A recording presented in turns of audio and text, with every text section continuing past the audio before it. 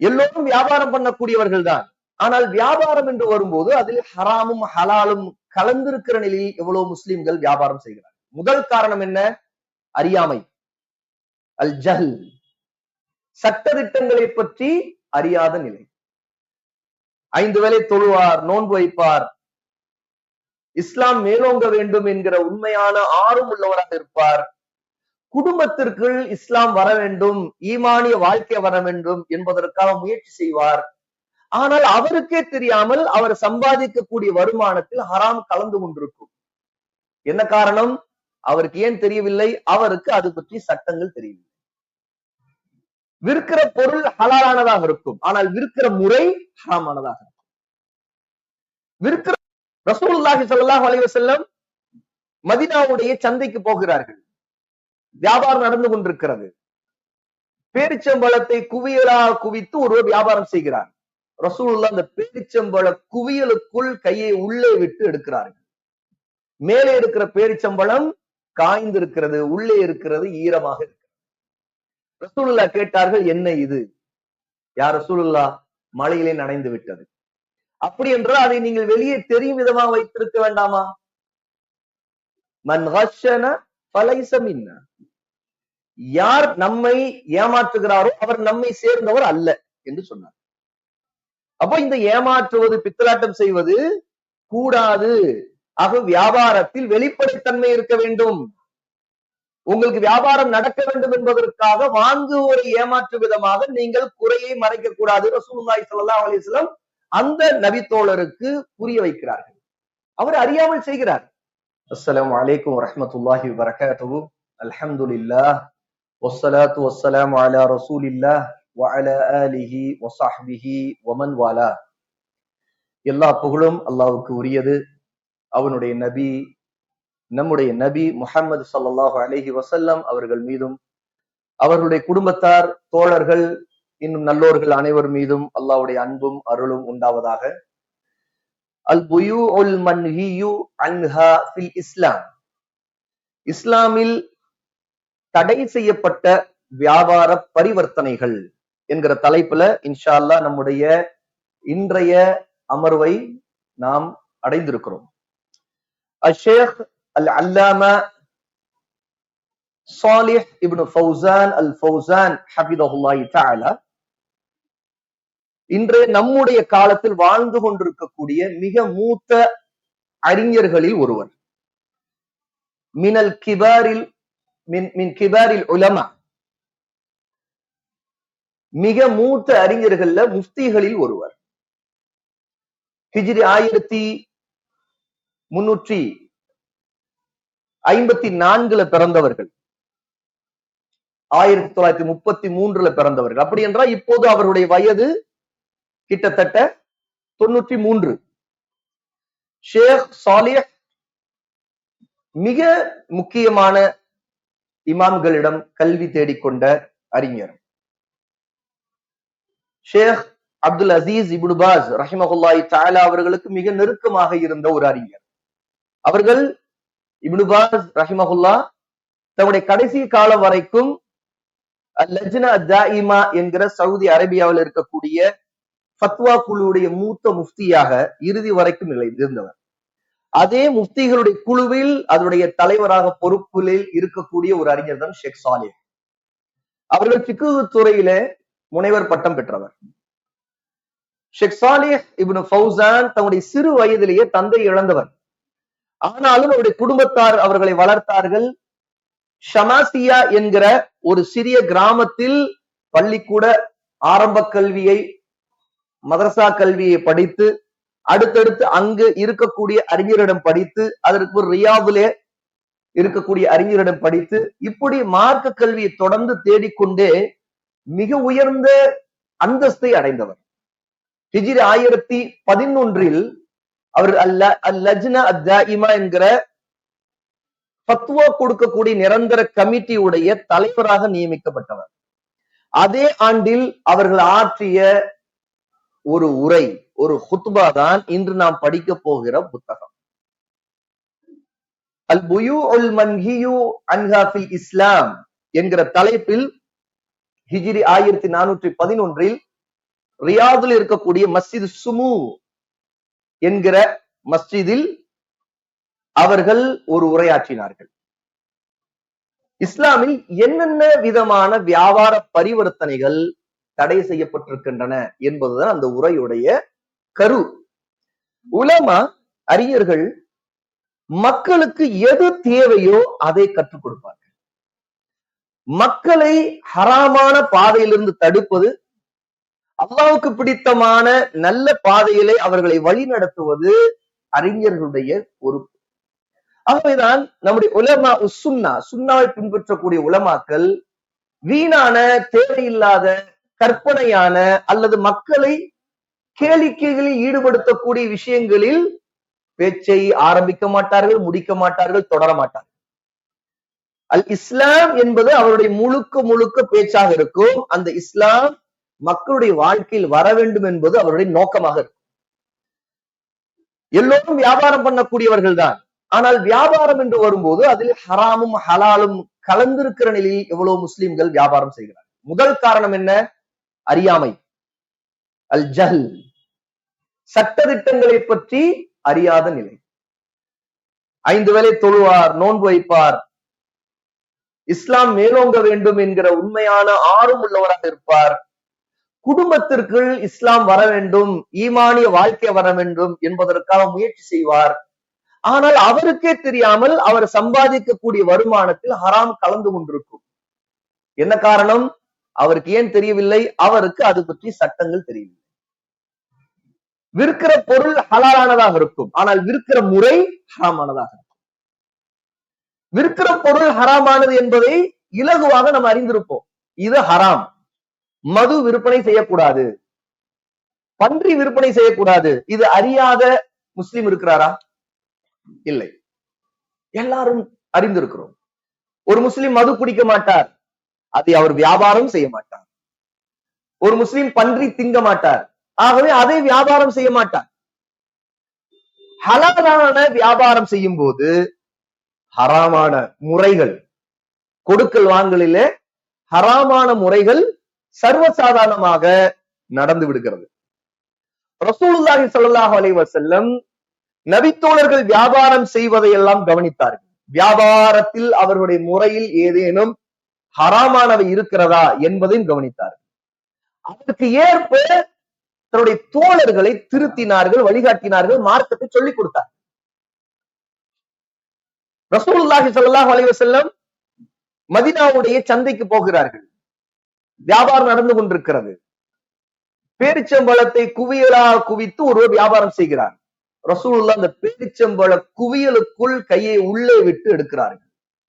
மேலே இருக்கிற பேரிச்சம்பழம் காய்ந்திருக்கிறது, உள்ளே இருக்கிறது ஈரமாக இருக்கிறது. ரசூலுல்லாஹ் கேட்டார்கள், என்ன இது? யார் ரசூலுல்லாஹ்? மழையிலே நனைந்து விட்டது. அப்படி என்றால் அதை நீங்கள் வெளியே தெரியும் விதமாக வைத்திருக்க வேண்டாமா?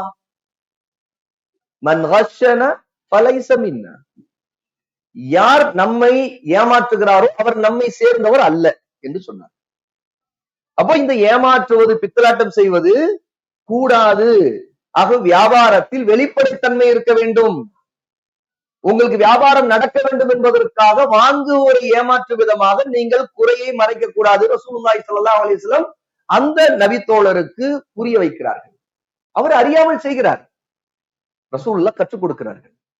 இதுதான் நம்முடைய உலமா, கல்வியாளர்கள் கடைபிடித்த வழிமுறை.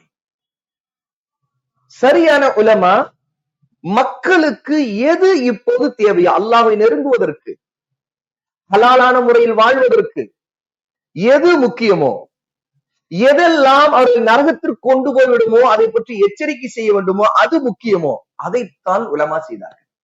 ஆகவேதான் ஷேக் ஃபௌசான், சாலிஹ் ஃபௌசான் ஹஃபிதஹுல்லாஹ், அல்லாஹ் அவர்களை பாதுகாப்பானாக, அவர்கள் இந்த தலைப்பில் உரையாற்றினார்கள். அந்த உரையின் மிக முக்கியமான சில விஷயங்களை நாம் வரிக்கு வரி அவர்கள் நமக்கு முன்னே வைக்கக்கூடிய ஆதாரங்களை எல்லாம் படித்து அதிலிருந்து சில விஷயங்களை நாம் தெரிந்து கொள்ள இருக்கிறோம். ஒட்டுமொத்தமாக வியாபாரத்துடைய சட்டதிட்டங்கள், அதில் சில விஷயங்கள் ஹராமானதுல இது என்னென்ன, அதில் வரக்கூடிய நமக்கு வரக்கூடிய சந்தேகங்களுக்கான விளக்கங்கள் அனைத்தையும் ஒரே நேரத்தில் நாம் படித்துக் கொள்ள முடியாது. முதல் காரணம், நான் ஷேக் சாலிஹ் அல் ஃபௌசான் போன்ற ஒரு அறிஞர். ஏன்னா அவர்கள் அறிஞர்கள், அவர்களுக்கு முன்னே ஒரு கேள்வி கேட்கப்பட்டால் அவர்கள் தெளிவான ஆழமான கல்வியின் காரணமாக அதற்கான பதிலை வழங்கக்கூடிய முஃப்திகளாக இருக்கிறார்கள்.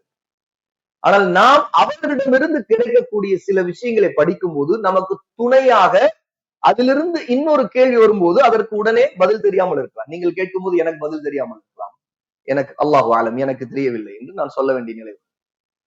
இது எதற்காக சொல்கிறேன்னா, நீங்கள் தேட வேண்டும். இது ஒரு ஆரம்பம். இதிலிருந்து அடுத்தடுத்து இந்த அளவுக்கு இங்கே சொல்லப்பட்டது, இந்த அளவுக்கு இங்கே நாம் புரிந்து கொண்டோம். இதற்கு பிறகு இதிலிருந்து வரக்கூடிய கேள்விக்கு இன்னும் கூடுதலான தேடலோடு மார்க்க அறிவை படிப்பதற்காக நேரம் கொடுத்து இந்த விஷயத்தில் நல்ல ஆழமான கல்வி உள்ளவர்களிடம் நாம் நம்முடைய சந்தேகங்களை கேட்டு தெளிவு பெற வேண்டும் என்றுதான் நீங்கள் முடிவு செய்யணும். ஆக இது ஒரு ஆரம்ப அறிமுகம்தான் என்பதை மனதில் வைத்துக் கொள்வது மிக மிக மிக முக்கியமானது. நம்முடைய முதலாவது, இந்த சொற்பொழிவுடைய ஆரம்பத்திலே ஷேக் சாலிஹ் அல் ஃபௌசான் ஹஃபிதஹுல்லாஹி தஆலா வியாபாரம் என்பது அல்லாஹ்வுடைய நிஅமத்துகளிலே நாம் ஹலாலான வருமானத்தை சம்பாதிப்பதற்காக அல்லாஹ் கொடுத்த ஒரு வழி என்பதையும் அது முஸ்லிம்களுக்கு அவசியமானது என்பதையும் முதலில் ஞாபகம் ஊட்டுகிறார்.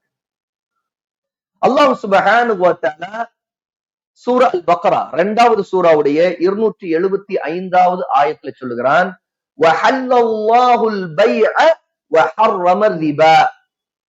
அல்லாஹ் வியாபாரத்தை ஆகுமானதாக ஆக்கி வட்டியை தடை செய்திருக்கிறான். ஒன்றுக்கு ஒன்று எதிரானது. ஒன்றை ஹலால் என்று அல்லாஹ் சொல்லுகிறான், இன்னொன்றை ஹராம் என்று சொல்லுகிறான். ஹலால் என்று சொல்லும் போது அல்லாஹ் அல் பைஉ வியாபாரம் என்று சொல்லுகிறான். ஹராம் என்று சொல்லும் பொழுது அர்ரிபா வட்டி என்று சொல்லுகிறான். வட்டி ஹராம் என்பது நம்ம எல்லோருக்கும் தெரியும். வியாபாரத்தை அல்லாஹ் ஹலால் ஆக்கி இருப்பது நாம் அதன் மூலமாகத்தான் நம்முடைய தேவையை வருமானத்தை தேடிக்கொள்ள வேண்டும் என்பதற்காக. ஏன்னா எந்த பாதையை அல்லாஹ் அடைத்து விட்டானோ அந்த பாதையின் பக்கம் போகக்கூடாது என்ற வட்டி ஹராம். வட்டி என்பது பணத்தை கொண்டு பணத்தை பெருக்குவது. எந்த உழைப்பும் இல்லாமல் எந்த பொருளின் விற்பனை செய்யாமல் பணத்திற்கு பணத்தை தேடுவது வட்டி. ஆனால் அல் பைஉ என்கிற வியாபாரம், கொடுக்கல் வாங்கல் என்பது ஒரு பொருளை நமக்கு சொந்தமானதாக ஆக்கிக்கொள்ள நாம் 2 விதத்தில் ஏதேனும் ஒன்றை செய்வோம். ஒன்று, ஒரு பொருளை கொடுத்து இன்னொன்றை பெற்றுக்கொள்வது, பண்ட மாற்றம். பொருளை கொடுத்து பொருளை பெற்றுக்கொள்வது. அப்ப அதிலே ஒரு லாபத்தை நமக்கும் நம்மிடம் வியாபாரம் செய்யக்கூடியவருக்கும் இருக்கும்.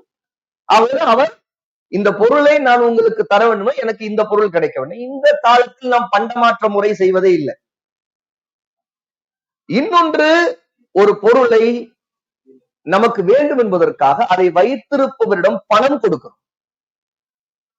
அந்த பணத்தை கொடுக்கும் பொழுது அவருக்கு பணம் தேவை, எனக்கு அந்த பொருள் தேவை. அந்த பொருளை நான் வாங்கிக் கொள்கிறேன், பணத்தை அவர் வாங்கிக் கொள்கிறார். எனக்கும் அவருக்கும் பரஸ்பரம் ஒரு திருப்தி, ஏற்றுக்கொள்கிற மனப்பான்மை. நான் ஏமாற்றப்படவில்லை என்பதிலும், அவர் வாங்கிக் கொண்டது அந்த பணம் அவருக்கும் திருப்தி என்பதிலும் ஒரு ஒரு பரிவர்த்தனை அது நடக்குது. இப்ப கடைக்கு போறோம், பணம் எடுத்துட்டு போறோம். நமக்கு என்ன வேணும்? காய்கறிக்கு போனா அங்க காய்கறி வாங்க, கறி கடைக்கு போனா அது கறிக்கடையில கறி வாங்குறோம்.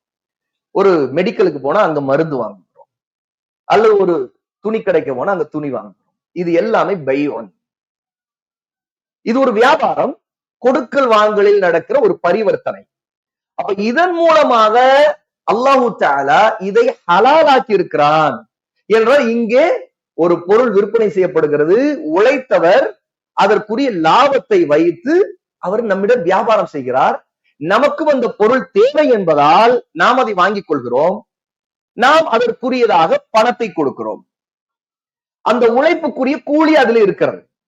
பொருளுக்கு ஒரு விலை, அந்த பொருளை நம்மிடம் கொண்டு வந்து சேர்ப்பதற்கு அவர் ஒரு விலை வைக்கிறார். அதுதான் அவருடைய லாபம். அந்த லாபத்தை நாம் கொடுக்க முன் வரும்போது அந்த பொருளை அவர் நமக்கு கொடுக்கிறார். இதுதான் பைஅ. அல்லாஹ் தஆலா இதை ஆகுமாக்கி இருக்கிறான் என்பதை அல்லாஹ் சொல்வதிலிருந்து முஸ்லிம்கள் இந்த அல்லாஹ் ஹலாலாக்கிய வியாபாரத்தை செய்ய வேண்டும். பொருளை கொடுக்காமல் லாபத்தை எடுப்பதற்காக பணத்தை கொடுத்து பணத்தால் லாபத்தை எடுப்பதற்கு அது வட்டி. வட்டியிலே பல வகை இருக்கிறது. பொருளை கொண்டு கூட வட்டியை லாபத்தை எடுக்கிற முறையெல்லாம் இருக்கிறது. அது ஹராம். அப்போ ரிபா எதிலே கலந்தாலும் ஹராம் தான். எந்த அளவுக்குன்னா ஒரு வியாபாரத்தில் ரிபா கலந்தாலும் அது ஹராம் தான். ஏன்னா அல்லாஹ் ரிபாவை ஹராமாக்கிட்டான். முழுக்க முழுக்க சுத்தமாக வியாபாரமாகத்தான் நம்முடைய லாபத்தை எடுப்பது இருக்க வேண்டுமே தவிர அதற்கு எதிராக இருக்கிறார். ஏனென்றால் ஒன்று இன்னொன்று எதிரானது. பைஉன் ஹலால், ரிபா ஹராம். ரெண்டையும் கலப்பதும் கூடாது, ரெண்டில் ரிபாவை மட்டும் செய்வதும் கூட. இரண்டாவது ஆயா, அல்லாஹ் சுப்ஹானஹு வ தஆலா சூரா அல் ஜும்ஆ 62வது சூரா 9, 10 இரண்டு ஆயத்துகளிலே சொல்லுகிறான், யா அய்யுஹல்லதீன ஆமனூ, அல்லாஹ்வை நம்பிக்கை கொண்ட ஈமான் கொண்டவர்களே, இதா நூதிய லிஸ்ஸலாத்தி மின் யௌமில் ஜும்ஆ, ஜும்ஆவுடைய வெள்ளிக்கிழமை நாளில் தொழுகைக்காக அழைக்கப்பட்டால் ஃபஸ்அவு இலா திக்ரில்லாஹ், அல்லாஹ்வை நினைவூர்வதற்கு, அதாவது தொழுவதற்கு நீங்கள் விரைந்து செல்லுங்கள். வதருல் பைஅ, வியாபாரத்தை கொடுக்கல் வாங்கலை நிறுத்துங்கள். ذَلِكُمْ خَيْرٌ لَكُمْ, இதுதான் உங்களுக்கு சிறந்தது. இன் குன்தும் தஅலமூன், உண்மையிலேயே இதை பற்றி நீங்கள் அறிந்து கொண்டால், இதுதான் அல்லாஹ்வுடைய கட்டளை, இதுதான் உங்களுக்கு நன்மை என்று அறிந்து நீங்கள் பின்பற்றினால் இதுதான் உங்களுக்கு சிறந்தது. எது சிறந்தது? தொழுகைக்காக அழைப்பு தந்த பிறகு நீங்கள் வியாபாரம் செய்வது சிறந்ததல்ல, வியாபாரத்தை நிறுத்துவது சிறந்தது. فَإِذَا قُضِيَتِ الصَّلَاةُ فَانْتَشِرُوا فِي الْأَرْضِ, தொழுகையை முடித்து விட்டால் நீங்கள் இந்த பூமியிலே பரவி எங்கும் செல்லுங்கள். وَابْتَغُوا مِنْ فَضْلِ اللَّهِ, அல்லாஹ்வுடைய அருளை நீங்கள் தேடிக்கொள்ளுங்கள். وَاذْكُرُوا اللَّهَ كَثِيرًا, அல்லாஹ்வை அதிகமாக நினையுங்கள், ஞாபகப்படுத்துங்கள், திக்ர் செய்யுங்கள். லஅல்லகும் துஃப்லிஹூன், இதன் மூலமாகத்தான் நீங்கள் வெற்றி பெறுவீர்கள், ஃபலாஹ் அடைவீர்கள். இந்த ஆயத்தை ஷேக் ஃபௌசான் இங்கு குறிப்பிட காரணம், முதலாவது அல்லாஹ் தஆலா இங்க முஸ்லிம்களுக்கு கட்டளையிடும் போது தொழுகைக்கு அழைக்கப்பட்டு விட்டு வியாபாரத்தை நிறுத்துங்கள் என்று சொல்லுகிறார். இரண்டாவது, நீங்க தொழுகையை முடித்து விட்டால் நீங்கள் வியாபாரம் செய்வதற்காக பரவி செல்லுங்கள், எங்கும் போங்கள் என்று சொல்லுகிறார். மூன்றாவது, இந்த வியாபாரத்தை அல்லாஹ் சொல்லும்போது வபுதகு மின் ஃபضலில்லாஹ், அல்லாஹ்வுடைய அருளை தேடிக்கொள்ளுங்கள் என்று சொல்லுகிறார். அப்போ முஸ்லிம் வியாபாரம் செய்வது என்பது அல்லாஹ்வுடைய அருளை தேடிக்கொள்ளும். இதற்கு முந்தைய ஆயத்துல வஹல்லல்லாஹு பைஅ, வியாபாரத்தை அல்லாஹ் ஹலாலாக்கி இருக்கிறான் என்று சொல்லுவதிலிருந்து அந்த ஹலாலான வியாபாரத்தில் தான் அல்லாஹ் தஆலா ஃபضல் என்கிற அவனுடைய அருளை வைத்திருக்கிறான் என்று இதற்கு. அப்போ அல்லாஹ்வுடைய ஃபضல் பல விதத்துல தேடப்படும். அல்லாஹ்வை தொழுவது ஒரு ஃபضல் தானே. ஃபضல் என்றால் என்ன? கொடை, அருள். அப்போ அல்லாஹ்வுடைய தொழுகை விட உயர்ந்து எதுவும் இல்லைதான். அல்லாஹ்வுடைய தொழுகை அல்லாஹ்வுடைய ஃபضலை, கொடையை, அருளை, கிருபையை அடைவதற்கு ஒரு வழிதானே. அதே அல்லாஹ் சுப்ஹானஹு தொழுகையை வலியுறுத்திய பிறகு நீங்கள் தொழுகையை முடித்து விட்டால் நீங்கள் வியாபாரத்திற்காக நீங்கள் எங்கும் போங்கள் என்று சொல்லிவிட்டு அதன் மூலமாக அல்லாஹ்வின் அருளை தேடுங்கள் சொல்லுங்க. அப்படி என்றால் தேடுகிற இந்த முறை இருக்கு, இது வியாபாரம். இப்ப வியாபாரம் என்பது அல்லாஹ்வுடைய ஃபضலை தேடுவது. அப்போ ஒருத்தர் ஹலாலான வருமானத்தை தேடுகிறார் என்றால் அவர் அல்லாஹ்வுடைய ஃபضல் என்கிற கொடையை, அருளை தேடுகிறார் என்று அர்த்தம். அப்போ ஒரு முஸ்லிம் அல்லாஹ்வுடைய ஃபضலை தேட வேண்டுமா இல்லையா? தேட வேண்டும். ஏனென்றால் அல்லாஹ் சொன்னான் வபுதகு மின் ஃபضலில்லாஹ், அல்லாஹ்வுடைய அருளை தேடுங்கள் என்று சொல்லுகிறார். அப்ப முஸ்லிம் தன்னுடைய வாழ்க்கையில வியாபாரத்தை விட தொழுகைக்கு முக்கியத்துவம் தர வேண்டும், அல்லாஹ்வை வணங்குவதற்கு முக்கியத்துவம் தர வேண்டும். அவர்தான் சிறந்த முஸ்லிம். அதே சமயம் அவர் தொழுகை முடித்து விட்ட பிறகு அவர் அல்லாஹ்வுடைய அருளை தேடுவதற்கு பூமியில எங்கு வேண்டுமானாலும் போய் வியாபாரம் செய்யட்டும். ஹலாலான வியாபாரம் எங்க வேணாலும் பண்ணலாம். ஊருக்குள்ள பண்ணலாம், ஊருக்கு வெளியே பண்ணலாம், கடல் தாண்டி போய் வேறு நாடுகள்ல பண்ணலாம், தவறல்ல. அப்ப வியாபாரத்தை ஊக்குவிக்கக்கூடிய ஒரு வார்த்தையை அல்லாஹ் தஆலா இங்க பயன்படுத்தி இருக்கிறார். என்னன்னா, ஃபன்தஷிரு ஃபில் அர்த், பூமியிலே நீங்கள் பரவி செல்லுங்கள். இஸ்லாமுடைய தனித்தன்மை, இஸ்லாம் முஸ்லிம்களுக்கு வியாபாரத்தை ஊக்குவித்திருக்கிறது, ஆர்வமூட்டி இருக்கிறது. எந்த அளவுக்கு? அல்லாஹ்வுடைய அருளை தேடுவதற்காக, ஹலாலான வாழ்க்கை வாழ வேண்டும் என்பதற்காக, நீங்கள் உங்கள் வருமானத்தை ஈட்டுவதற்காக பூமியில எங்கு போனாலும் உங்கள் மீது குற்றமாகாது. சில நிபந்தனைகள் இருக்கலாம். ஒருவர் முஷ்ரிக்குகளும் முழுக்க முழுக்க இறை நிராகரிப்பாளர்கள், காபிர்களும் இணை வைப்பவர்களும் இருக்கக்கூடிய ஒரு பகுதிக்கு போகிறார், அவர்களோடு கலந்து வாழ்கிறார். அதன் காரணம் அவருடைய மார்க்கம், அவருடைய ஈமான், அவருடைய இஸ்லாம், அவருடைய இஸ்லாமிய வாழ்க்கை முறை, இது எல்லாமே அச்சுறுத்தப்படுகிறது, பாதிக்கப்படுகிறது. நான் வியாபாரத்திற்காக வந்தேன் என்று சொல்லிவிட்டு அவர் அங்க இருக்கக்கூடிய அந்த அபாயங்களை எல்லாம் பொருட்படுத்தாமல் வியாபாரம் செய்வதற்காக ஒரு நாட்டிலே அல்லாஹ்வுக்கு பிடிக்காத மக்கள் வாழக்கூடிய ஒரு பகுதியில இருந்து கொண்டு தன்னுடைய இஸ்லாமும் தன்னுடைய ஈமானும் பாதிக்கின்ற அளவுக்கும் இருந்து கொண்டு அவர் அங்கு வியாபாரம் செய்யலாமா? அப்படி அவர் போகலாமா? கூட. அது ஹராம். ஏனென்றால் வியாபாரம் என்பது ஹலாலான முறையில் வருமானத்தை சம்பாதிக்கத்தான். அந்த வருமானத்தை விட உயர்ந்தது நம்முடைய இஸ்லாம், நம்முடைய ஈமான், நம்முடைய தொழுகை. ஒரு பகுதி தொழுகைக்கு மஸ்ஜித் இல்லை, முழுக்க முழுக்க முஷ்ரிக்குகளும் குஃபாரும் இருக்கிறார்கள், அவர்களோடுதான் பழக வேண்டும், கலந்திருக்க வேண்டும். அல்லாஹ் வணங்குவதற்கு அங்கு ஒரு பாங்கு சத்தம் இல்லை. வியாபாரம் லாபம் என்பதற்காக ஒருத்தர் அங்கே வாழலாமா? கூடாது. அப்ப இந்த இடத்திலிருந்துதான் நாம் வியாபார பரிவர்த்தனையை நம்முடைய கொடுக்கல் வாங்கல் செய்யும் போது மார்க்கத்திற்கு முக்கியத்துவம் கொடுத்துத்தான், அந்த வரம்புக்கு உள்ளே நின்றுதான் எதையும் செய்ய வேண்டும் என்பதை மறக்கக்கூடாது என்பதையும் இந்த இடத்தில் நாம் ஞாபகத்தில் வைத்துக் கொள்ள வேண்டும். அடுத்தது அல்லாஹ் சுப்ஹானஹு வ தஆலா அல்லாஹ்வை வணங்கி வழிபட்டு இபாதத்துகள் செய்து அதே நிலையிலே வியாபாரத்தின் மூலமாக தன்னுடைய ரிஸ்கை, வாழ்வாதாரத்தை தேடிக்கொள்பவர்களை பாராட்டவும் செய்கிறார். ஷேக் சாலிஹ் அல் ஃபௌஸான் 3வது ஆயத்தாக இதை ஞாபகப்படுத்துகிறார்கள். அல்லாஹ் சுப்ஹானஹு வ தஆலா சூரா அன்-நூர் 24வது சூராவுடைய 36, 37 2 ஆயத்துகள்ல இது குறிப்பிடுறார். ஃபீ புயூத்தின் அதினல்லாஹு அன் துர்ஃபா வ யுذ்கர ஃபீஹா இஸ்முஹு, அல்லாஹ் உடைய மஸ்ஜிதுகள், அவனுடைய பெயரை நினைவு கூறக்கூடிய, அல்லாஹ்வுக்காக எழுப்பப்பட்ட புயூத், வீடுகள். அல்லாஹ்வுடைய வீடுகள் என்பது என்ன? மஸ்ஜிதுகள். அல்லாஹ்வை வணங்குவதற்காக இருக்கின்ற மஸ்ஜிதுகள் தான் அல்லாஹ்வுடைய வீடுகள். அல்லாஹ்வுடைய வீடுகளில் அவருடைய பெயர் நினைவு கூறப்படுவதற்கும், அல்லாஹ்வுடைய பெயர் எப்படி நினைவு கூறப்படும்? அல்லாஹு அக்பர், சுப்ஹானல்லாஹ், அல்ஹம்துலில்லாஹ், லா இலாஹ இல்லல்லாஹ். மஸ்ஜிதிலே பாங்கு சொல்லப்படுகிறது, அல்லாஹு அக்பர், அல்லாஹு அக்பர், அஷ்ஹது அல்லா இலாஹ இல்லல்லாஹ் சொல்லப்படுது. அப்ப இப்படி அல்லாஹ்வின் பெயர் நினைவு கூறப்பட்டு அவனை புகழ்ந்து துதிக்கக்கூடிய இடங்கள்.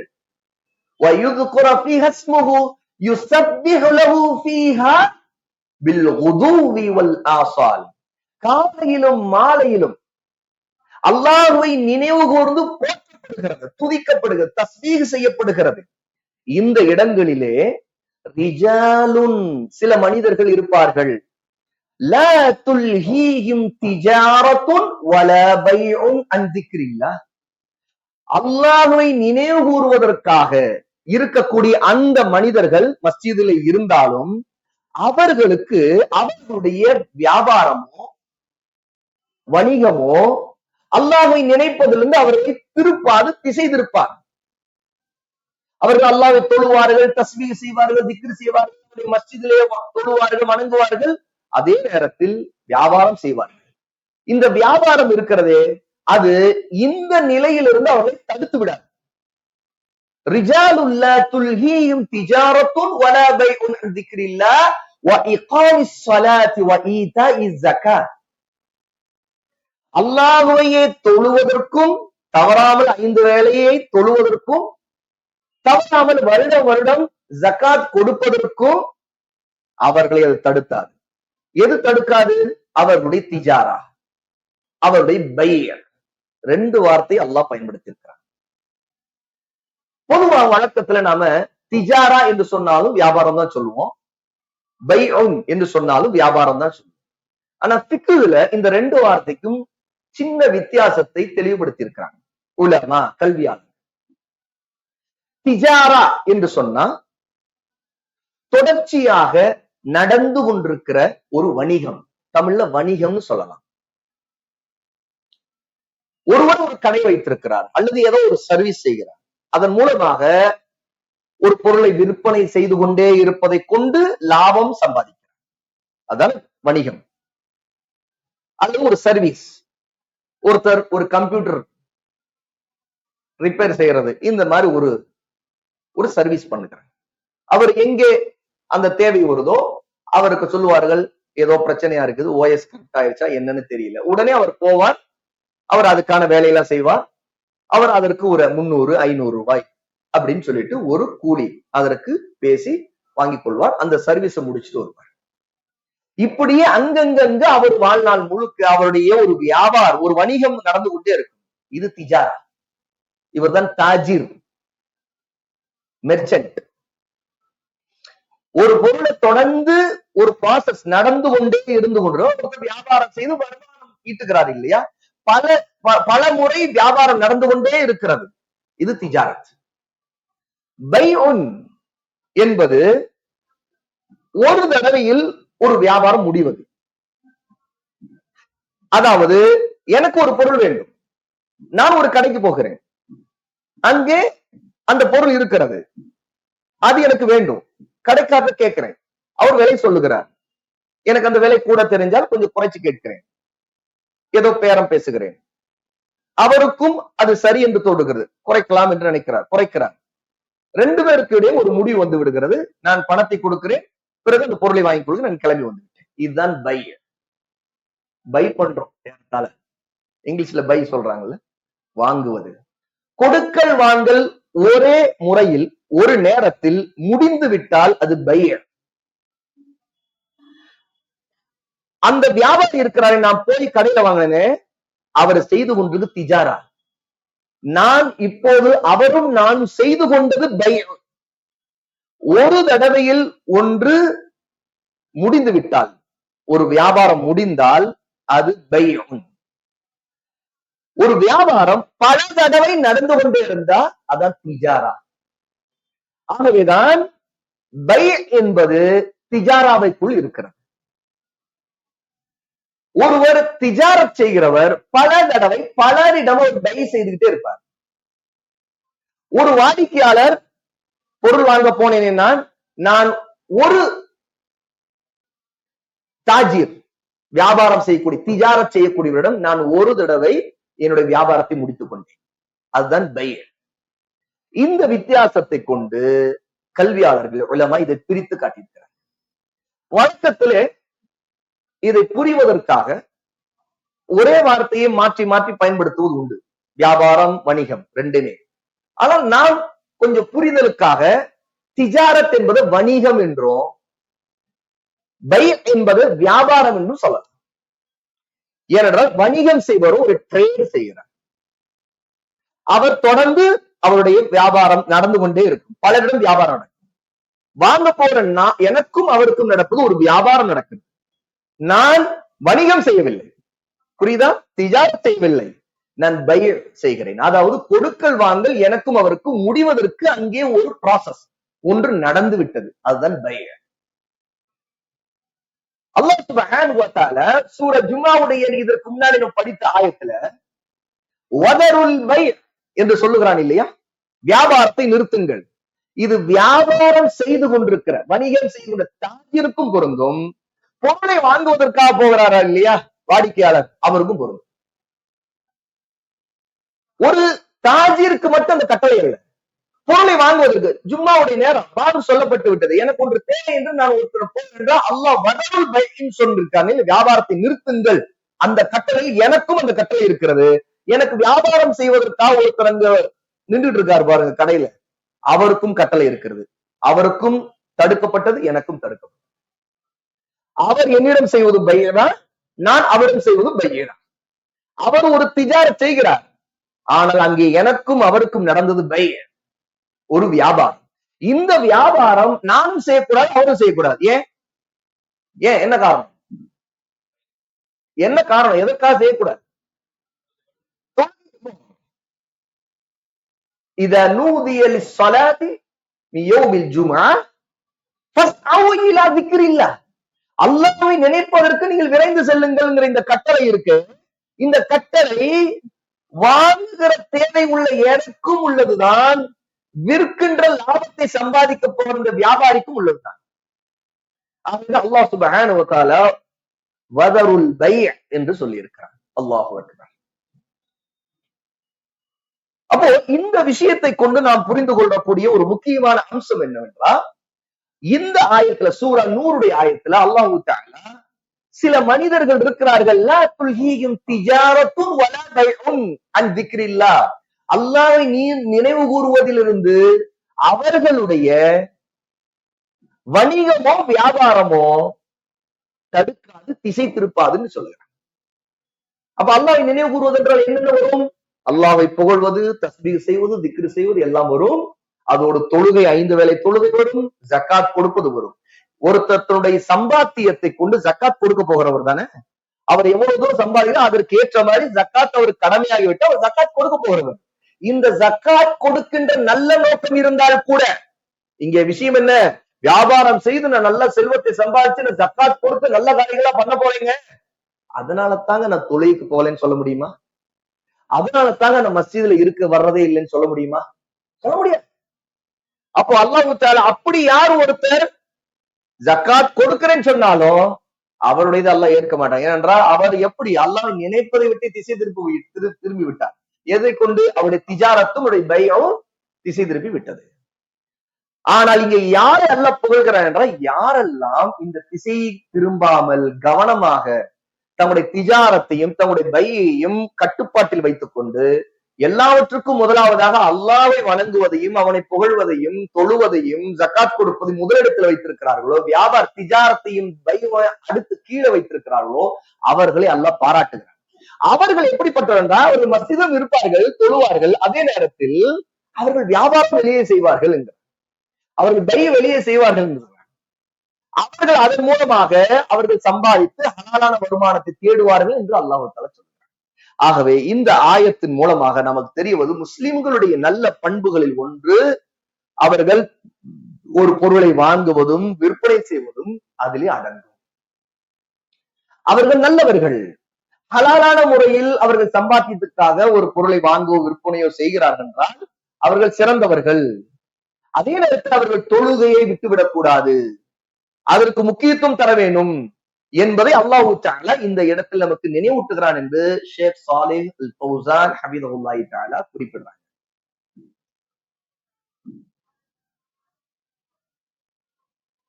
அடுத்ததாக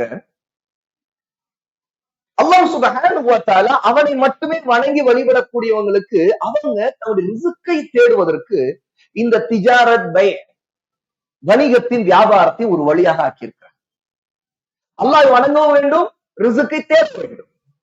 இதை அல்லாஹ் குர்ஆனிலே வப்தகு இன்தல்லாஹி ரிஸ்க வஅபுதூஹு வஷ்குரு லஹு இலைஹி துர்ஜஊன் என்று சொல்லுகிறார்.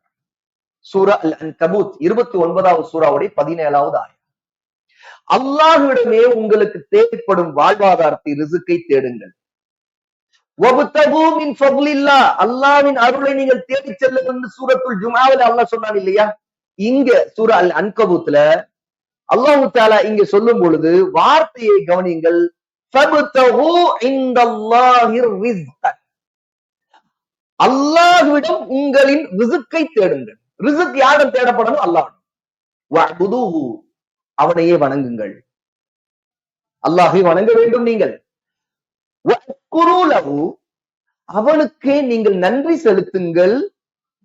இலைஹி துர்ஜஊன், அவனிடம்தான் நீங்கள் திரும்பி செல்ல வேண்டியது, நீங்கள் மீண்டும் அவனிடம்தான் போய் நிற்க வேண்டியது இருக்கிறது என்று அல்லாஹ் தஆலா நமக்கு எச்சரிக்கை செய்கிறார். அதை வாங்குவது விற்பது அப்படிங்கிறது ஒரு வணிகம் அல்லது சம்பாதிக்கின்ற அந்த அனுமதிக்கப்பட்ட வழியை அல்லாஹ் தஆலா இதுல மார்க்கத்தோடு நமக்கு சம்பந்தப்படுத்திருக்க. எப்படின்னு கேட்டா, ஒரு தனிநபரா இருந்தாலும் ஒரு சமூகமா இருந்தாலும் அவர்களுக்கு இதுல அல்லாஹ் நன்மை வைத்திருக்கிறார். அவர்கள் தங்களுடைய ரிசுக்கை தேடிக்கொள்கிறார்கள். ஷேக் ஃபௌசான் குறிப்பா ரிசுக்கை தேடுவதை அல்லாஹ்விடம் தேட வேண்டும். அதே வியாபாரம் நீங்கள் செய்ய வேண்டும். அதுக்கு நீங்க அல்லாஹ்வை வணங்க வேண்டும். ஷேக் ஃபௌசான் ஒருத்தருடைய இபாதத்துகள் அவருக்கு அந்த இபாதத்திற்கு தீங்கு ஏற்படாத விதத்தில் அல்ல மஸ்ஜிதில் அவருடைய ஜமாத் தொழுகையை அவர் தாமதப்படுத்தாத விதத்துல அவர் வியாபாரம் செய்ய வேண்டும். இதுதான் அல்லாஹ்வுடைய ரிசுக்கை தேடுவது. அப்படின்னா அங்க யாரை முதலில் வைத்திருக்கிறோம்? அல்லாஹ், அல்லாஹ்வுடைய இபாதத்தை, தொழுகைய. அப்ப ரிசுக்கு அல்லாஹ்வோட நம்பிட்டோம்னா தொழுவோமா அல்லது தொழுகைங்கிற நேரம் வந்தாலும் வியாபாரம் தான் செய்வோமா? தொழத்தான் செய்யும். அந்த நேரத்தை தவற விட மாட்டேன். ஏன்னா ரிசுக்கு அல்லாஹ்விடம் தான் இருக்கிறது நம்பணுமா இல்லையா? ஒரு முஸ்லீமுடைய உள்ளத்தில் ரிசுக்கு அல்லாஹ்விடம் தான் இருக்கிறதுன்னு நம்பணும். இந்த வியாபாரம் தான் என்னை காப்பாற்று, இதுலதான் எனக்கு ரிசுக்கு இருக்குன்னு நினைக்கூடாது. அல்லாஹ் தான் எனக்கு இதன் வழியாக ரிசுக்கு கொடுக்கிறான். அதை நான் அல்லாஹ்வின் பக்கம் திரும்பினால் எனக்கு பொறுப்பெடுத்துக் கொண்ட ரப்பு எனக்குள்ள ரிசுக்கை நிச்சயமா தந்து விடுவான். இந்த நம்பிக்கை ஒரு வியாபாரிக்கு ரொம்ப ரொம்ப முக்கியமானது. ரசூலுல்லாஹி ஸல்லல்லாஹு அலைஹி வஸல்லம் உடைய ஒரு ஹதீஸை ஷேக் ஃபௌசான் இங்க ஞாபகப்படுத்துகிறார். அபு சயீத் அல் குத்ரி ரலியல்லாஹு அன்ஹு அறிவிக்கக்கூடிய ஹதீஸ் ஜாமிஉ திர்மிதியிலே 1209வது ஹதீஸ். இமாம் அல் அல்பானி ரஹிமஹுல்லாஹ் ஸஹீஹு தர்கீப் வ தர்ஹீப்ல 1782வது ஹதீஸாக இது ஸஹீஹ் ஆதாரபூர்வமானது என்று குறிப்பிடுறாங்க. அத்தாஜிரு ஸதூகுல் அமீனு மஅன் நபியீன வஸ்ஸித்தீகீன வஷ்ஷுஹதா. நேர்மையான நம்பிக்கைக்கு உரிய ஒரு வியாபாரி, ஒரு வணிகர் நபிமார்களோடும் உண்மையாளர்களோடும் ஷஹீதுகளோடும் இருப்பார். எப்போது? மறுமையில். ஒரு வியாபாரி நபிமார்களோடு இருக்க முடியுமா? இருக்க முடியும். ஒரு வியாபாரி சித்தீக்கீன்களான வாய்மையாளர்கள், ஈமானில் உண்மையாளர்கள், நிஃபாக் இல்லாதவர்கள், நயவஞ்சகத்தனம் பொய்த்தனம் இல்லாதவர்கள், அப்படிப்பட்ட சித்தீக்கீன்களோடு அபூபக்கர் சித்தீக் ரலியல்லாஹு அன்ஹு ஒரு வியாபாரி இருக்க முடியுமா? இருக்க முடியும். சுஹதாக்களோடு, அல்லாஹ்வின் பாதையில் அல்லாஹ்வுக்காக உயிரை கொடுத்தவர்கள், அவர்களோடு மறுமையிலே வாழ முடியுமா? வாழ முடியும். அதற்கு என்ன? 2 நிபந்தனை. ரசூலுல்லாஹி ஸல்லல்லாஹு அலைஹி வஸல்லம் அத்தாஜிரு ஸதூக், முதலாவது அஸ்ஸதூக்காக இருக்க வேண்டும். அதாவது அந்த தாஜிர், அந்த வியாபாரி, வணிகர் என்பவர் நேர்மையானவராக இருக்க வேண்டும், உண்மை பேசக்கூடியவராக இருக்க வேண்டும், பொய்யராக இருக்கக்கூடாது. இரண்டாவது அல் அமீனாக இருக்க வேண்டும், நம்பிக்கைக்குரியவர்.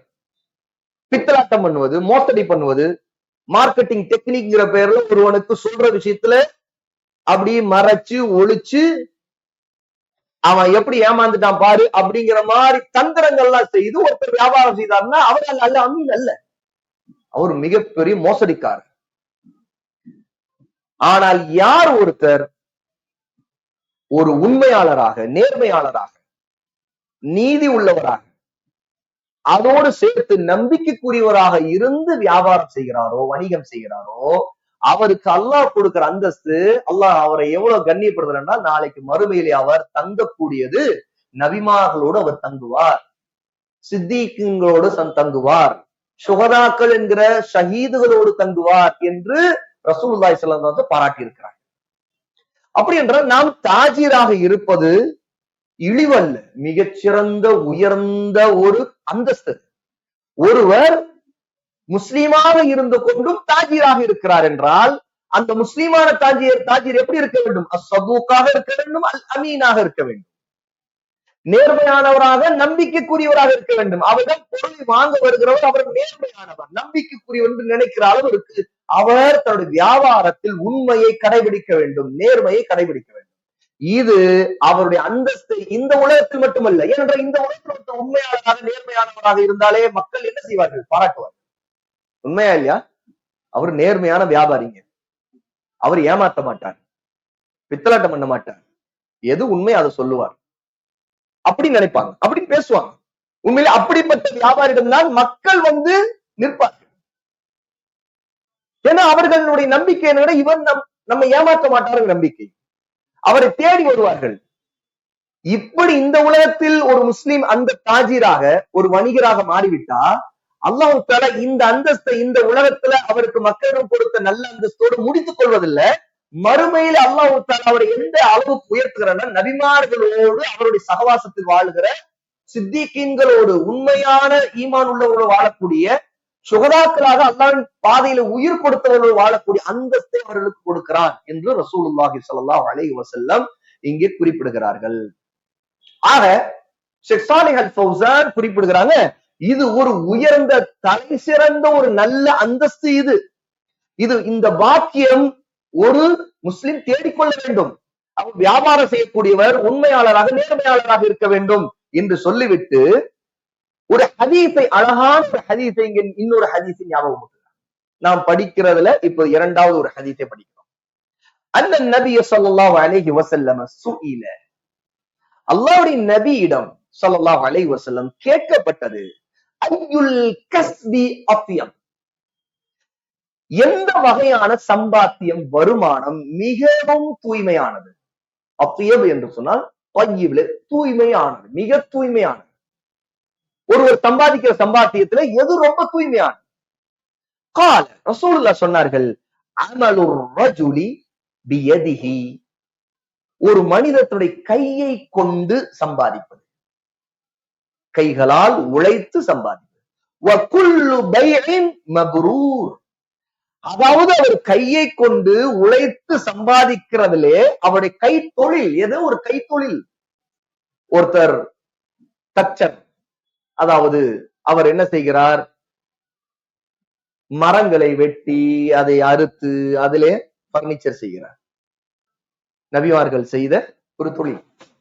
நபிமார்கள் எந்த நபிமார், எந்த நபி மரங்களை அறுத்து தச்சராக இருந்தவர்? எந்த நபி? ஜக்கரியா அலைஹிஸ்ஸலாம். அந்த மாதிரி ஒருத்தர் தச்சராக இருக்கிறார். இன்னொருத்தர் தையல் தொழில் செய்கிறவர், ஆடைகளை தைக்கிறவர். இப்படி பல விதத்துல உழைப்பு. அதாவது இது கையை கொண்டு, அவர் தன்னுடைய கையை கொண்டுதான் செய்திருக்க வேண்டும். இதனுடைய கருத்து என்னவென்றால், ஒருத்தர் தான் உழைக்கிறார், அவர் உழைத்து வேர்வை சிந்துகிறார், அதற்கான உழைப்பை போடுகிறார், அதன் மூலமாக சம்பாதிக்கிறார் இல்லையா? அப்போ அந்த வருமானம் மிகவும் தூய்மையானது, அல்லாஹ்விடம் அது அல்லாஹ்வின் அருளை கொண்டு வரக்கூடியது, அவரிடம் ஏற்றுக்கொள்ளப்படக்கூடியதாக இருக்கிறது. ரசூலுல்லாஹி ஸல்லல்லாஹு அலைஹி வஸல்லம் குல்லு பைஇன் மப்ரூருன், இப்படி தன்னுடைய உழைப்பை கொண்டு செய்கின்ற ஒவ்வொரு தொழிலும், கை தொழிலும், அது அல்லாஹ்விடம் அவருடைய அருளை கொண்டு வரக்கூடிய, அவரிடம் ஏற்றுக்கொள்ளப்படக்கூடிய தொழிலாக இருக்கிறது. அதுதான் தூய்மையானது, மிக தூய்மையானது என்று ரசூல் ஸல்லல்லாஹு அலைஹி வஸல்லம் அதன் மூலமாக கிடைக்கிற வருமானத்தை இங்கே குறிப்பிடுறாங்க. அப்போ நாம் ஒரு முஸ்லிம் உழைத்து அதற்கான உழைப்பு, இப்போ பலவிதமான வியாபார முறைகள் வந்துச்சு. உழைப்புனா ஒருத்தர் கைகளை கொண்டு உழைக்காவிட்டாலும் ஒருத்தர் தன்னுடைய அறிவை கொண்டு உழைக்கிறவரா இருக்கிறார். இன்னைக்கு ஐடி ஃபீல்ட்ல ஹலாலான முறையில் அந்த வியாபாரம் நடக்கும்போது அதுல உழைப்புங்கிறது கைகளை கொண்டுங்கிறத விட மூளையை கொண்டு உழைக்கிற உழைப்பு நிறைய. ஒருத்தர் ஒரு கண்டுபிடிப்பை உருவாக்குறதுக்காக நிறைய ஆராய்ச்சி பண்ணக்கூடியவராக இருக்கிறார். இப்படி எத்தனை விதத்துல அல்லாஹ் அனுமதித்தல் அடிப்படையில் இருந்துச்சுன்னா அது அல்லாஹ்வோட ஏற்றுக்கொள்ளப்படக்கூடிய தூய்மையான சம்பாத்தியம். இந்த ஹதீஸ் ரிஃபா இப்னு ராஃபி ரலியல்லாஹு அன்ஹு அறிவிக்கிறாங்க. இமாம் அஹ்மத் தன்னுடைய முஸ்னதுல 17265வது செய்தியாக பதிவு செய்திருக்காங்க. இமாம் அல் அல்பானி ரஹிமஹுல்லாஹ் சில்சிலத்துல் அஹாதீஸ் ஸஹீஹாவுல 607வது ஹதீஸாக இதை ஆதாரப்பூர்வமாக பதிவு செய்திருக்கிறாங்க.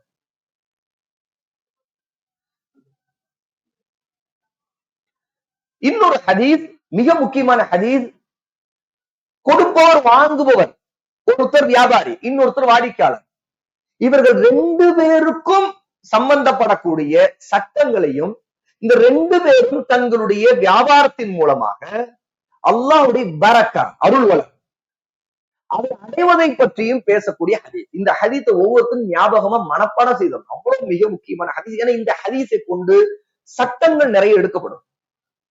இதற்கு முன்னாடி நம்ம பார்த்த 2 ஹதீஸ்களும் வியாபாரம் செய்யக்கூடியவருடைய சிறப்பு, அவர் நேர்மையானவராக உண்மையாளராக இருந்தால், நம்பிக்கைக்குரியவராக இருந்தால் அல்லாஹ்வும் அவருக்கு கூடிய கண்ணியம் என்ன, அவருடைய வருமானம் தூய்மையாக ஆவதற்கான வழி என்ன என்பதையெல்லாம் அந்த ஹதீஸ்ல பார்த்தோம். இந்த ஹதீஸை பாருங்க, ரசூலுல்லாஹி ஸல்லல்லாஹு அலைஹி வஸல்லம் சொன்னதாக ஹகீம் இப்னு ஹிஸாம் ரலியல்லாஹு அன்ஹு அறிவிக்கக்கூடிய ஹதீஸ் ஸஹீஹுல் புகாரில 2079வது ஹதீஸாக இது பதிவாகிறது.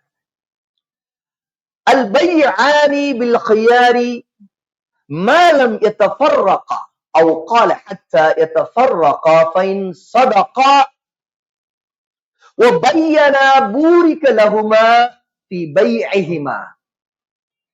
வாங்குதல் விற்பனை செய்தல் ஆகிய ஒரு வியாபாரத்தில் ஈடுபடக்கூடிய இரண்டு பேர், அல் பைஆன் அப்படின்னு சொன்னா ரெண்டு பேரை சொல்லும். ரெண்டு பேரும் பை அப்படிங்கிற வியாபாரத்தில் ஈடுபடுகிறார். ரெண்டு பேரும் ஈடுபடுறாங்க. என்ன செய்யறாங்க? ஒருத்தர் இருக்கிறார், இன்னொருத்தர் வாங்குகிறார். அவர் இங்க வாங்கக்கூடிய விற்பனை செய்ய ரெண்டு பேரையும் ரசூல் ஸல்லல்லாஹு அலைஹி வஸல்லம் அல் பைஆன் என்று சொல்றாங்க.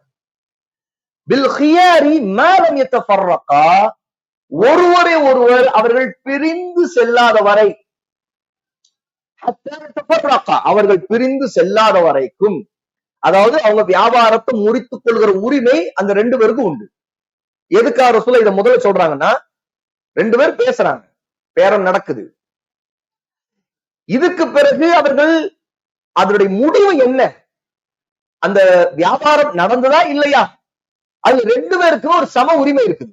என்ன தெரியுமா? பேசினாரு, அவரும் பேசினாரு, ரெண்டு பேரும் பேசினாங்க. விற்கலாங்கிற முடிவோடு இருந்தவர் நான் இனி தர முடியாதுன்னு சொல்லிட்டார்.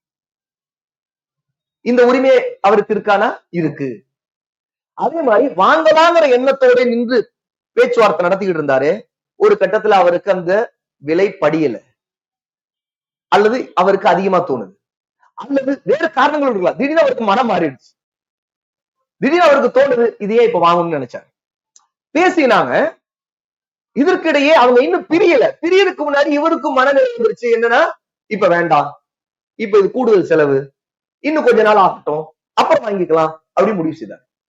இவங்க ரொம்ப நேரம் பேசினாங்கதான். ஆனா இப்ப வாங்கணும்னு வந்தவரு வேண்டான்னு சொல்லிட்டார்.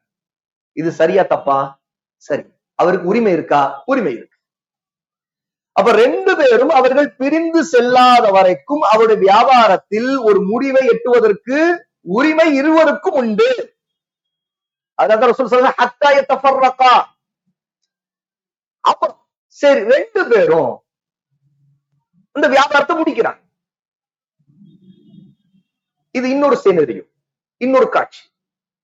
ரெண்டு பேருக்கு உரிமை இருந்தது, அவங்க பிரிவதற்கு முன்னாடி வியாபாரத்தை முடிக்கிறாங்க. இப்ப அவங்க என்ன செய்யணும்? ஃபஇன் ஸதகா, அவங்களுடைய வியாபாரத்தில் அவங்க ரெண்டு பேரும் உண்மையை பேசிக் கொண்டிருந்தால், அவர்களுடைய வியாபாரத்தில் ஒளிவு மறைவு எதுவும் இல்லாமல் தெளிவுபடுத்தி இருந்தால், வாங்குறவரை இவரை எப்படியா ஏமாத்தி, ஏங்க என்னங்க ரேட் இப்படி சொல்றீங்க, அந்த கடையில அவ்வளவுதாங்க ரேட்டு, அவரு அந்த ரேட்ல தராரு, இவரு நினைக்கிறாரு அப்படியா நம்ம ரொம்ப அதிகமா சொல்லிட்டோமோ அப்படின்னு நினைக்கிறாரு. ஆனா அது உண்மை இல்ல, பொய். இப்படி ஏதோ ஒரு விதத்துல அவங்க தெளிவுபடுத்துவதில்லை. யாரோ ஒருத்தர் இருக்கிறவரா இருக்கலாம், வாங்குறவா இருக்கலாம். ஆனா அப்படி நடக்காம வெளிப்படையே பேசிக்கொண்டாங்க. இவர் சொல்ற அந்த கடையில அந்த ரேட்டு தான் விற்கிறாங்க, அந்த பொருளை தான் நீங்க விற்கிறீங்க, ஏன் அந்த ரேட்டு உங்களுக்கு தர முடியாது, எனக்கு தந்தா உங்கள்கிட்ட வாங்கிக்குவாங்க, இல்லாட்டி நான் அங்கதான் போய் வாங்க வேண்டியது இருக்கும் அப்படிங்கிறாரு. அது உண்மையும் கூட. அப்ப இவர் நினைக்கிறாரு, சரி அந்த கடையில அந்த விலை விற்க முடியுது, நம்மளால கொடுக்க முடியும் அப்படின்னு நினைக்கிறாரு. சரிங்க, இந்த விலைக்கு நான் கொடுக்குறேன் அப்படின்னு சொல்லிட்டு கொடுத்தாரு. அப்போ ரெண்டு பேர்ட்டும் ஒரு உண்மை வெளிப்படைத்தன்மை இருக்கு, தெளிவுபடுத்தி கொண்டாங்க. இப்படி அவர்கள் பரஸ்பரம் இப்படி தெளிவுபடுத்தி உண்மையை பேசி வியாபாரம் செய்து கொண்டால், பிரியருக்கு முன்னாடி பூரிக லஹுமா ஃபீ பைஇஹிமா, அவர்கள் ரெண்டு பேருடைய வியாபாரத்தில் அல்லாஹ் பரக்கத் செய்வான். ரெண்டு பேருக்கும் அந்த வியாபாரம் அருள்வளமிக்கதாக இருக்கும். வஇன் கதமா, ஆனா இந்த ரெண்டு பேரும் ஒருத்தர் ஏமாத்துறாங்க, பித்தலாட்டம் பண்றாங்க, பொய் சொல்றாங்க, எப்படியா பொருளை விற்கணுங்கிறதுக்காக இந்த மனிதரும் பொய் சொல்றாரு, அல்லது எப்படியா பொருளை என்கிட்ட இருந்து இதை வாங்கணுங்கிறதுக்காக அந்த மனிதரும் பொய் சொல்றாரு. இப்படி யாராவது ஒருத்தர் ரெண்டு பேருமே பொய் சொல்லியோ, இப்படி அவர்கள் ஏமாற்றுத்தனம் செய்து பொய்கள் சொல்லி அந்த வியாபாரத்தை முடிக்கும்னு நினைத்தா ரசூலுல்லாஹ் சொல்றாங்க, முஹிக்கத் பரக்கத்து பைஹிமா, அல்லாஹ் அவர்களுடைய அந்த வியாபாரத்தில் அவர்கள் இப்படி செய்வதால் அந்த பரக்கத்தை அழித்து விடுகிறான், அது அழிக்கப்படும். இந்த ஹதீஸின் மூலமாக முதல் விஷயம் தெரிந்தது, ஒரு வியாபாரம் என்பது பரக்கத்தானது. எது வரைக்கும் என்றால் அதுல உண்மை இருந்தால், நேர்மை இருந்தால், வெளிப்படைத்தன்மை இருந்தால் அல்லாஹ் அதிலே பரக்கத் செய்வான். இரண்டாவது சட்டம், அதுல யார் ஏமாற்றுகிறாரோ, பித்தலாட்டம் செய்கிறாரோ, பொய் சொல்கிறாரோ, அது ஒருவரோ அல்ல ரெண்டு பேருமோ, ஒருத்தர் செய்தால் அந்த ஒருத்தருடைய அந்த வியாபாரத்தில் அல்லாஹ் அந்த பரக்கத்தை அழித்து விடுவான். ரெண்டு பேரும் அந்த அந்த வியாபாரத்துல அந்த காரியத்தை செய்தால் ரெண்டு பேருக்கும் உங்களுடைய பரக்கத்தை அழித்து விடுவான். மூன்றாவது, வியாபாரி அல்லது வாங்குகிறவர் ரெண்டு பேருக்கும் சமமான உரிமை இருக்கிறது. அவருடைய பேச்சிலே, அவர்களுடைய கொடுக்கல் வாங்கலிலே அவர்கள் பிரிவதற்கு முன்பு வரைக்கும் ஒரு முடிவை எட்டலாம், அல்லது அவர்கள் பேச்சிலே அதை துண்டித்து விட்டு தங்கள் வியாபாரத்தை செய்யாமலே அவர்கள் பிரிந்து விடலாம். அதுல உரிமை இருக்கிறது. இவ்வளவு நேரம் கேட்டல, நீ வாங்கிதான் ஆகணும், நான் இவ்வளவு நேரம் உனக்கு பதில் சொல்லி கொண்டதில்ல, நீ வாங்கிதான் ஆகணும் இப்படின்னு ஒரு வியாபாரி பேச முடியும் மார்க்கெட். இவருடைய தேவையும் கடமையும் என்ன? இவருடைய தேவை லாபம், கடமை என்ன? வியாபாரம். அவருடைய தேவையும் அவருக்கு ஒரு லாபம், அவருக்கு இருந்த கடமை என்ன? அவர் வாங்கணும்னு நினைத்தது. ஆனா இதுல உரிமை ரெண்டு பேருக்குமே இருக்குது. மனம் மாறுதல் அல்லது பேரம் படியவில்லை என்பதற்காக வியாபாரத்தை செய்யாமலே பிரிவது. இந்த சட்டமும் இந்த ஹதீஸின் மூலமாக உலமா, நம்முடைய அறிஞர்கள் தெளிவுபடுத்தி இருக்கிறாங்க. அவை நாம் ஒரு பொருளை விற்கும் போதோ அல்ல ஒரு பொருளை வாங்கும் போது யாரும் யாரையும் நிர்பந்தம் செய்வதற்கு என்ன இல்லை? உரிமை இல்லை. இது இஸ்லாம் வியாபார உலகத்திலே கொடுத்திருக்கிற மிக தெளிவான ஒரு சுதந்திரமான ஒரு முற்போக்கான சட்டம். என்ன சட்டம்? அதாவது வியாபாரிகளிலே, வியாபாரம் செய்யக்கூடியவர்களிலே வாங்குவோர் கொடுப்பு இருவருக்கும் சமமான உரிமை கொடுக்கப்பட்டிருக்கிறது அப்படிங்கிற ஒரு ஆதாரத்தையும் இந்த ஹதீஸின் மூலமாக நாம் தெரிந்து கொள்கிறோம். ரசூலுல்லாஹி ஸல்லல்லாஹு அலைஹி வஸல்லம் இந்த விஷயத்தை நமக்கு தெளிவுபடுத்துறாங்க.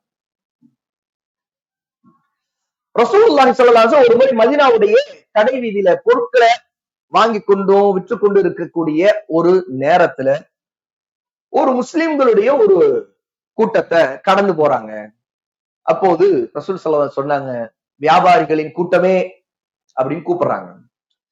நபி ஸல்லல்லாஹு அலைஹி வஸல்லம் என்ன சொல்ல போறாங்க அப்படிங்கிறக்கா உடனே எல்லா வியாபாரிகளும் தன்னுடைய தலையை உயர்த்தி ரசூலுல்லாஹை நோக்கி பாக்குறாங்க. சந்தையில இது நடக்குது, முஸ்லிம்கள் தான் அங்க இருக்கிறவங்க, முஸ்லிம்களுடைய கூட்டம் வியாபாரம் செய்துட்டு இருக்குது மதீனாவுல. ரசூலுல்லாஹி ஸல்லல்லாஹு அலைஹி வஸல்லம் முஸ்லிம் வியாபாரிகளின் கூப்பிட்ட உடனே முஸ்லிம்களை நோக்கி ரசூலுல்லாஹ் ஒரு கட்டளையை சொல்றாங்க, ஒரு விஷயத்தை முக்கியமான ஒன்றை சொல்ல போறாங்கன்னு உடனே கவனிக்கிறார்கள். ரசூலுல்லாஹ் சொன்னாங்க, இன்ன துஜ்ஜார யுபஅஸூன யௌமல் கியாமத்தி ஃபுஜ்ஜாரன், நிச்சயமாக வணிகர்கள் மறுமை நாளில் பாவிகளாக எழுப்பப்படுவார்கள். இல்ல மன் தக்கல்லாஹ் வ பர்ர வ ஸதக, யாரை, எந்த வியாபாரிகளை தவிர என்றால் யார் அல்லாஹ்வுக்கு பயந்து நடந்தாரோ அவர், யார் நன்மையான முறையில் வியாபாரம் செய்தாரோ அவர், யார் உண்மை பேசிய நிலையில் வியாபாரம் செய்தாரோ அவர். இந்த மனிதர்களை தவிர மற்ற எல்லா வியாபாரிகளும் பாவிகளாக எழுப்பப்படுவார்கள். அப்போ ஒரு வியாபாரிக்கு மிக முக்கியமான விஷயங்களை ரசூல் ஸல்லல்லாஹு அலைஹி வஸல்லம் எச்சரிக்கையா செய்துட்டாங்க. நாளைக்கு மறுமையில பாவியாக, குற்றவாளியாக, ஃபுஜ்ஜார், ஃபாஜிர் என்றால் ஒரு குற்றவாளி, ஒரு பாவி, அல்லாஹ்வுடன் நாளைக்கு சிக்க போகக்கூடிய, தண்டனைக்கு ஆளாகக்கூடிய ஒரு ஃபாஜிராக ஒரு தாஜீர் எழக்கூடாது. தாஜீர் இன்னைக்கு நிறைய பேர் ஃபாஜிர். ஏன்? இன்னைக்கு அது ஒரு ட்ரெண்ட், அது ஒரு மார்க்கெட்டிங் டெக்னிக்ஸ். எப்படி ஒரு வியாபாரி, வணிகர் என்றால் இன்னென்ன டெக்னிக் எல்லாம் பயன்படுத்தி மக்களை ஏமாற்றுவது, வாங்க வைப்பது, உண்மையிலே அவர்களுக்கு தேவையில்லாத ஆசை ஊட்டுவது, பொய் வாக்குறுதிகளை அள்ளி வீசுவது, ஒவ்வொரு பொருளுக்கு ஏற்ற மாதிரி அதை அதற்கு ஓவர் பில்டப் கொடுப்பது, அதுதான் உங்களுக்கு வெற்றி என்பதை போல ஒரு சித்திரத்தை உருவாக்குவது. ஒருத்தர் துணி போடுறாரு, ஒரு ஆடை எடுக்க போறோம், இந்த ஆடை போட்டு பாருங்க உங்க லைஃபே மாறிடும். இந்த ட்ரெஸ் போட்டா எப்படி லைஃபே மாறும்? ட்ரெஸ் போட்டா எப்படி லைஃப் மாறும்? ஒரு பொய். லைஃப் மாறுவது எப்படி மாறும்? ஒருத்தருடைய அஹ்லாக் மாறுவது, அல்லாஹ்வுக்கு கீழ்ப்படிவது, ஹலாலான வாழ்க்கை வாழ்வது, நபியின் சுன்னாவை பின்பற்று, இதுதான் லைஃப் சேஞ்ச். இந்த ட்ரெஸ் போடுங்க, நீங்க லைஃபே மாறிடுவீங்க, உங்க லைஃபே மாறிடும். அப்போ ஒரு மனிதனுடைய உள்ளத்துல தேவையில்லாத முட்டாள்தனமான ஆசைகளை உருவாக்குது. சில விஷயங்கள்ல சில மருந்து, அந்த மருந்தின் மீது ஓவர் நம்பிக்கை ஊட்டுறது, அந்த மருந்து உங்களை காப்பாத்திடும் நம்பிக்கை ஏற்படுத்துறது. சில மருத்துவர்கள், மருந்து வியாபாரம் பண்றவங்க, இது சாப்பிடுங்க எல்லாம் சரியாயிடும் அப்படின்றாங்க. இன்ஷா அல்லாஹ் அல்லாஹ் நாடினா இந்த மருந்து உங்களுக்கு சரியாகதான் பாருங்க. இது பலருக்கு அல்லாஹ் நாட்டத்துல இந்த மருந்துல நிவாரணத்தை அல்லாஹ் வைத்திருக்கிறதா பாக்குறோம், அனுபவத்துல தெரியுது. இந்த மருந்து உங்களுக்கும் அல்லாஹ் நாடினா இதுல நிவாரணம் வைத்து, இது வேற. இந்த மருந்து சாப்பிடுங்க, உங்க பிரச்சனை தீந்துடும். இதுல நிறைய இந்த மாதிரி ஊழல் ஒவ்வொரு வியாபாரத்திலும் இருக்கு இல்லையா? அப்ப இதெல்லாம் என்ன அப்படின்னு கேட்டா, அல்லாஹ்வுக்கு அஞ்சாமல் பொய்யை கொண்டு வியாபாரம் செய்வது. இப்ப ரசூல் ஸல்லல்லாஹு அலைஹி வஸல்லம் இப்படிப்பட்ட வியாபாரிகளை ஃபாஜிர் என்று சொல்றாங்க. மறுமை நாள்ல இந்த வியாபாரிகள் பாவிகளாக எழுப்பப்படுவார்களாம். ஆனால் யாரை தவிர என்றால், முதலாவது இல்ல மனி தகல்லா, அல்லாஹ்வுக்கு தக்குவாவோடு இருப்பவர்கள் முதலாவது வகை. அப்படி என்றால் என்ன? அல்லாஹ் ஹலாலாக்கிய கட்டளையின்படி நடப்பாங்க, அல்லாஹ் தடை செய்துவிட்டு விலகிக் கொள்வாங்க, அவங்க தக்குவா உள்ளவர்கள். இரண்டாவது, அடுத்தது ஒபர்ர, அவர்கள் நன்மையை செய்பவர்கள், நேர்மையாக நடப்பவர்கள். அப்போ வாங்கக்கூடிய வாடிக்கையாளருக்கு நன்மை செய்ய வேண்டும். சில நேரத்துல ஒரு பொருள் விலை உயர்ந்ததா இருக்கும், இன்னொரு பொருள் விலை குறைவா இருக்கும். ஆனா ரெண்டிலுமே ஒரே விதமான நன்மை தான் இருக்கும். இங்க விலை அதிகமானதை தேடி ஒருத்தர் அதுதான் வேணும் வாங்குறாருன்னா அதுக்காக வைத்திருப்பார், அது தப்பு இல்லை, எனக்கு அந்த பிராண்டு தான் வேணும். இன்னொருத்தர் விலை குறைவாக வேணுங்கிறதுக்காக வந்திருப்பார், அவருக்கு அந்த பிராண்டை வைப்பார்.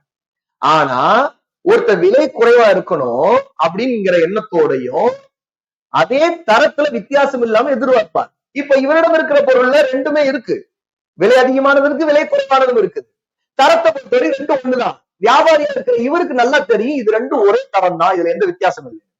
வாங்க வந்து கேட்பார், விலை குறைவா இருக்கணும், தரமாவும் இருக்கணும் அப்படின்னு. இவருக்கு நல்லா தெரியும் இந்த விலை குறைவான பொருள் தரமானதுதான், அந்த விலை உயர்ந்ததை விட அல்லது அதற்கு நிகரானதுதான் அப்படின்னு தெரியும். அப்படியா, இந்தாங்க இது வாங்கிக்கோங்க, இது 10 ரூபா கூட தான், இது 100 ரூபா கூட தான், இது வாங்கிக்கோங்க, இது ரொம்ப தரமானதா, ஆமா என்று. ஆனா இவருக்கு தெரியும் ரெண்டுமே ஒரே தரம் தான். அப்ப இது என்ன? இது ஏமாற்றுவது. அப்ப இது வந்து பிர் இல்ல, இது ஒரு நன்மையான காரியம். அந்த இடத்துல நாம இருந்தால் என்ன விரும்புவோம்ங்கிறதுதான் இவர் விரும்பணும். இவரிடம் ஒருத்தர் இதே மாதிரி நடக்கும்போது இதை இவர் விரும்புவாரா? விரும்ப மாட்டாரு. அப்போ நாளைக்கு அவர் தெரிய வந்தா அவர் என்ன நினைப்பாரு? எங்க ரெண்டும் ஒரே தரமா தானே இருக்குது, என்னிடம் விலை அதிகமான தள்ளிட்டீங்க பாத்தீங்களா, இதெல்லாம் இவர் சிரிச்சுக்குவாரு.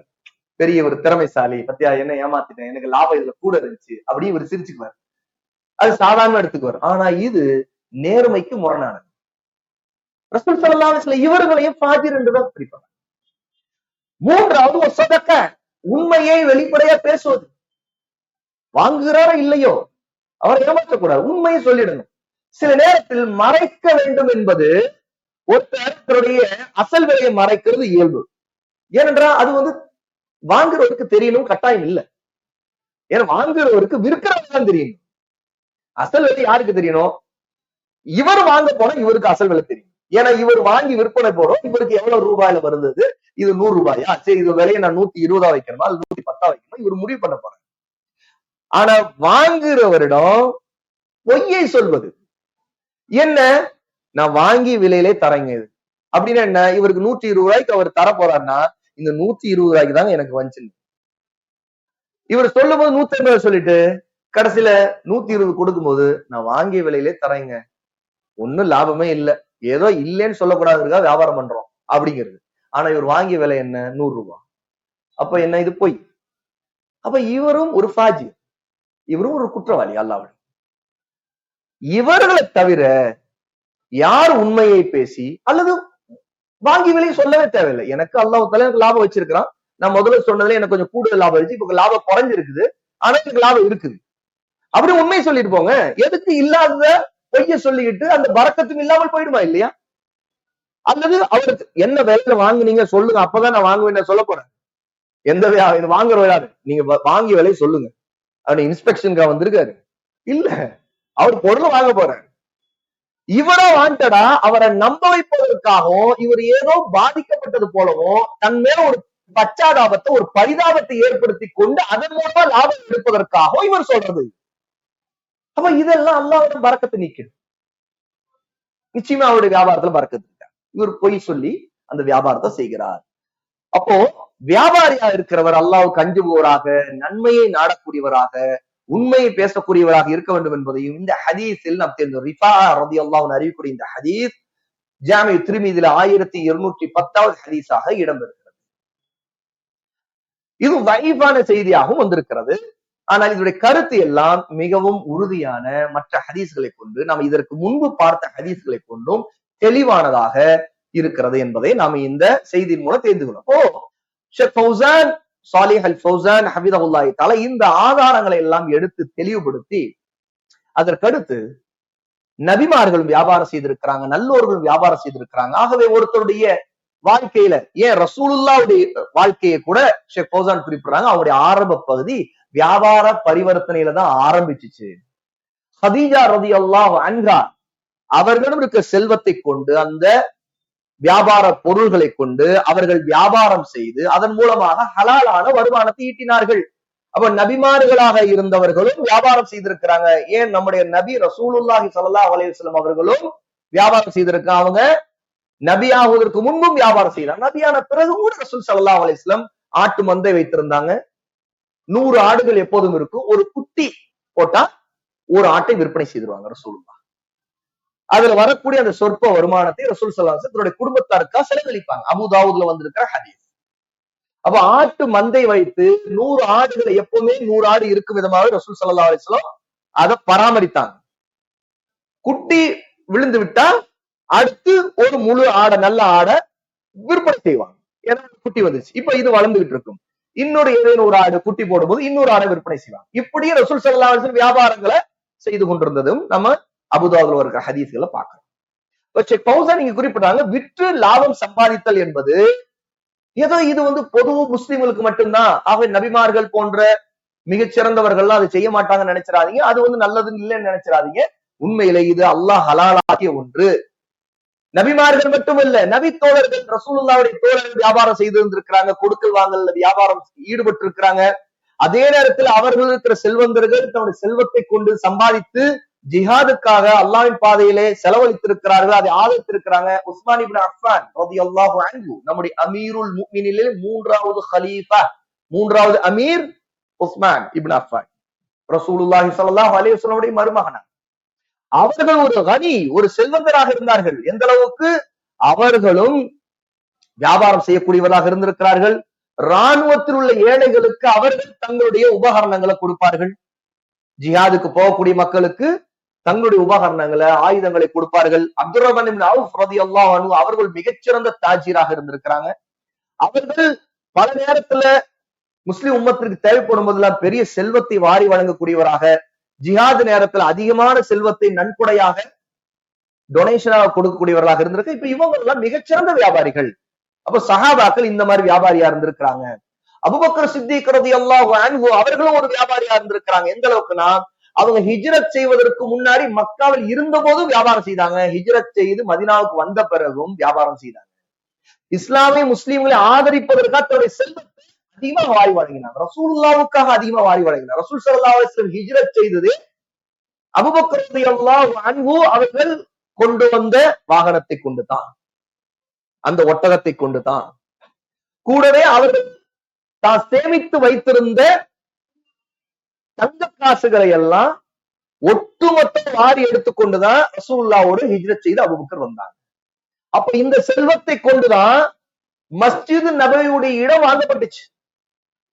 2 அனாதை சிறுவர்களுக்கு சொந்தமான அந்த இடம், அந்த அனாதை சிறுவர்கள் அல்லாஹ்வுக்காக நாங்கள் இந்த நிலத்தை கொடுத்து விடுகிறோம் என்று சொன்ன நேரத்துல கூட ரசூல் ஸல்லல்லாஹு அலைஹி வஸல்லம் இல்லை, நீங்கள் இதற்குரிய கிரயத்தை வாங்கிக் கொள்ள வேண்டும் என்று சொல்லி அந்த கிரயத்திற்கு கொடுக்கப்பட்ட அந்த நிலம் வாங்குவதற்கான பணம் கொடுக்கப்பட்ட யாருடையது என்றால் அபூபக்கர் ரலியல்லாஹு அன்ஹு மக்காவில் இருக்கும்போது வியாபாரம் செய்து சேமித்து வைத்திருந்த தங்க காசு ஏறத்தாழ 4000 தீனார்கள்.